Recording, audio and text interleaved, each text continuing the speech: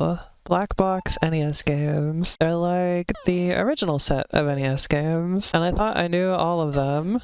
Well, I haven't played all of them, like, say, volleyball or kung fu, but I thought I knew about all of them, except for this one, apparently.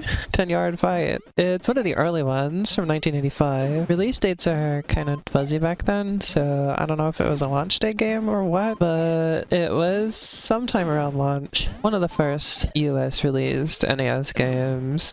And I'd managed to miss it all this time. I think partially because it is one of the ones that has never had a re-release, but also, I guess just nobody ever talks about it. I consider myself somebody who's pretty plugged into Nintendo things, but it managed to escape me. So today I'm fixing that. I'm also going to give it a bit of a review and showcase, of course, because I think it's also a really interesting game, honestly. Also, of course, when you think football game on the NES, you think Tecmo Bowl. I think Tecmo Bowl. Everyone thinks Tecmo Bowl. Everyone that I could find talking about this game, they bring up Tecmo Bowl. That's because Tecmo Bowl is just a good game. Like, genuinely, still a good game to come back to and play. It's actually a pretty good football game, in my opinion, and is one of my favorite games on the NES.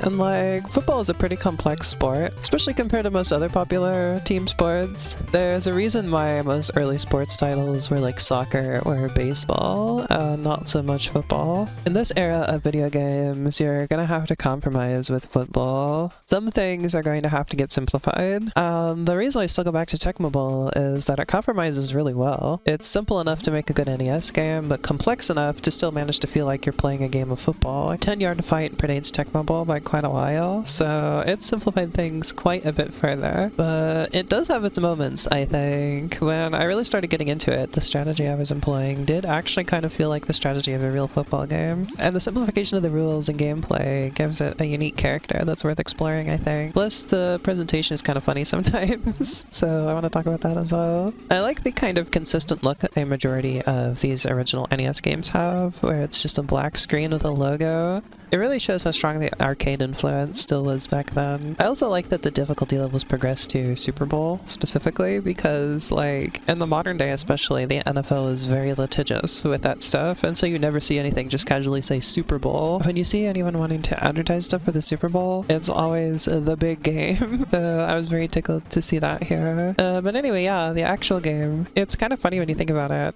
When converting football to 2D, there's really only two ways to go about the field. Playing it out vertically, like this game, or horizontally. Or if you want to get really fancy, you can do like Super Football on Atari. Though that's kind of just a fancy version of the vertical method. Honestly, the vertical method is more true to life. I think it's the better way to go, honestly, because that's the orientation the field is going to look like when you're actually playing. The side view does make it look more like watching TV, though. The gameplay in this is super simple. You don't get to pick plays or formations or anything. Those are chosen automatically each play. You just have to move the ball down the field. The only choice you make before each play is when to start it. You wait for your receiver to run across the field very slowly.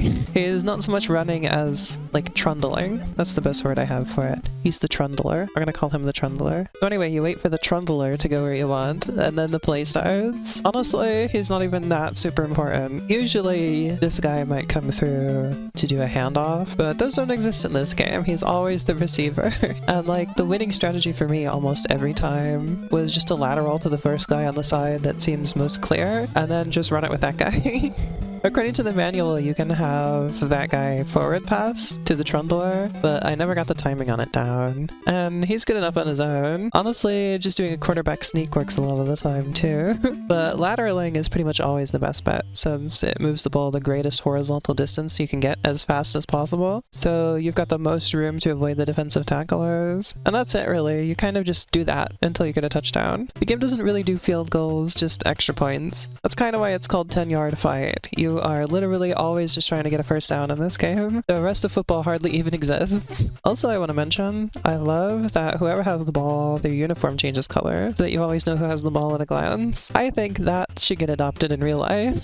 There's still enough there that it does sometimes end up feeling a bit like an actual football game, as I mentioned at the beginning. You do get to play as defense and try to stop the other team, and if you hold them on 3 downs, they'll punt it to you. And as the game gets closer to finishing, I started just focusing on running running out the clock, just like in a real game. So it's not a terrible game at all, and especially towards the end when I'm actually employing some strategy, it started feeling like actual football too. Plus, there's a couple other little things I enjoy, like the kick returns, where you control the whole team at once, and you could just use your teammates as meat shields by tactically running them into opponents for you. And when the other team was doing it, I was always able to just squeeze right in and tackle the kick returner.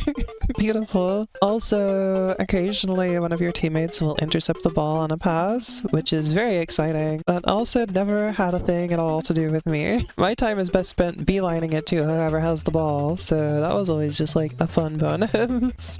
Honestly, the lack of in-depth strategy kind of makes this a rather approachable football game for people who might not be as interested or knowledgeable about the sport otherwise. So in that regard, I think this game is really kind of neat. I do have some kind of major complaints though. The first is that the Trundler is very slow, also on the opposing team. So when you're playing on defense, you have to wait so long while he trundles on over on pretty much every single play. It makes playing as the defense more obnoxious than it needs to be. Also, it's possible to escape a tackle by mashing the D-pad, but mashing the D-pad totally sucks. Like, you can cheat and play with an analog stick nowadays and fix that issue, of course. But if you're going for a more authentic experience, then oof. And then you get to the progression system. I think unless you're a real stickler for finishing every game you start, you're not going to want to complete 10-yard fight. It's not a particularly difficult game, but everything that I've described is the whole game. That's the entire extent of it. It never does anything else. It's just going to start feeling tedious and monotonous as it goes on, which is not exactly the best qualities for a game to have. There was a comment I read that basically just said, you're going to beat this game, but you're going to get bored of it before you do. I think it's best played for maybe like an hour or two, just to have some fun and not to try to finish the entire game. But like, all of that said, I actually still like this better than the arcade version. Just think about everything I've just explained, and imagine simplifying it down even further and removing the defense. You just play as the offense, and you game over if you get a 4th down. While I was editing, I realized that it's actually worse than that. The game ends if you run out of time, which means this isn't a football game even about scoring the most points. It is literally just about running down the field and getting a touchdown.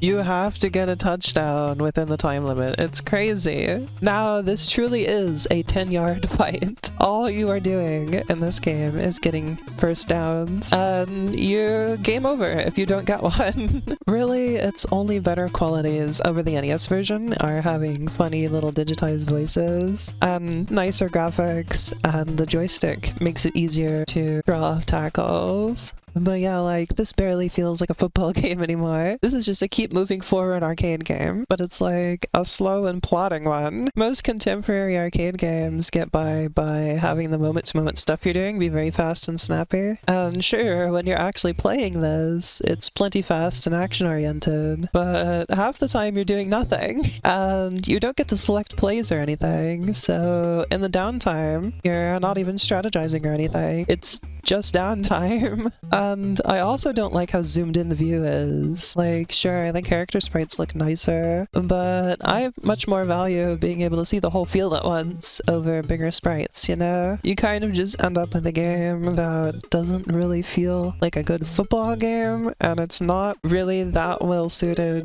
to being an arcade game either. It's just kind of slow and monotonous and not particularly interesting. There's not a whole lot of depth here. And on top of all of that, the multiplayer is taking turns style like you do in many other arcade games, as opposed to actually playing against another player. In the NES version, if you do multiplayer, one person is on the offense and one person's on the defense. So truly, I can find no reason to come back to the arcade version over the NES one. Something I really advocate for, primarily with older games, is just to give them a go, you know? Without the idea that you've got to finish them or master them or anything like that, because you're going in without the investment of paying paying for a full price game or anything. So you're not going to sit there and feel like you gotta get your money's worth out of it, you know? So when a game would previously have been considered too small or simple or short or something like that, you don't really have to worry about that anymore. A game can just be your afternoon. For example, there's this game called GT64 that I'm going to be covering on my racing channel in the near future. That game got kind of negative reviews at the time for being really short and simple, but nowadays it's just kind of a neat little racing game that you can sit down and play for a couple hours and get pretty much everything out of it. And I really think that's a fun thing to do. Like, 10 Yard Fight doesn't have to be a game that you get hours and hours out of or anything. You can use it to while away an afternoon like I did. Appreciate its little quirks. Maybe come back to it again later. Or maybe not. But there's something to be gotten out of it there, I think.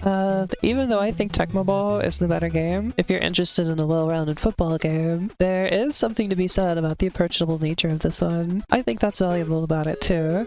So in the end, I'm really glad that I ended up coming across this and giving it a look. I had a great time overall, and I really hope it'll get you thinking about all those other overlooked games out there that might have something interesting hiding in there if you stop to give it a closer look. I think especially looking at games that in the past got criticized for being too small or short, there are a lot of hidden gems waiting for you out there. You are on the way to the Super Bowl.